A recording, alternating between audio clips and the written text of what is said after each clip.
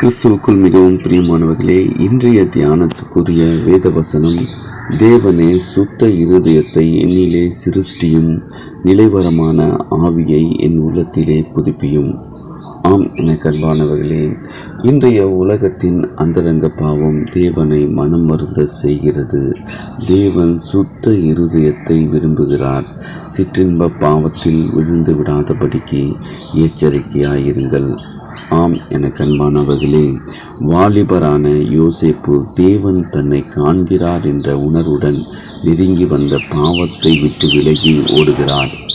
யோசேப்பின் உண்மைத்துவத்தை கண்ட கர்த்தர் அவனோடு கூட இருந்தபடியால் அவன் எதை செய்தானோ அதை கர்த்தர் வாய்க்க செய்தார். ஆம் என கண்பானவர்களே, கர்த்தர் நம்முடைய ஒவ்வொரு நகர்வுகளையும் ஒவ்வொரு நினைவுகளையும் தூரத்தில் இருந்து அறிந்திருக்கிறவர். அப்போஸ்தலராகிய பவுல் தீமோத்தேயுவுக்கு எழுதும்போது இச்சைகளுக்கு விலகி இருக்கும்படி எச்சரிக்கிறார். ஆம் என கண்பானவர்களே, நீருக்குள் மறைந்திருக்கும் முதலைகள் போல பாவங்கள் நம்மை சுற்றி ஒளிந்திருக்கின்றன. திடீரென திருடனை போல பாய்ந்து நம்மை பாவத்தில் தள்ளிவிட தருணம் பார்த்திருக்கின்றன. ஆக இரகசிய பாவங்களில் விழுந்து விடாதபடிக்கு எச்சரிக்கையாயிருங்கள்.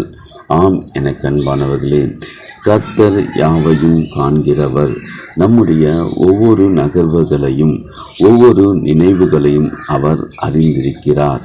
ஆக கர்த்தருக்கு பயந்து தடுமாற்றம் இல்லாத நிலைவரமான ஆவிதனை கர்த்தரிடம் தினம் ஜெபித்து பெற்றுக்கொள்ளுங்கள்.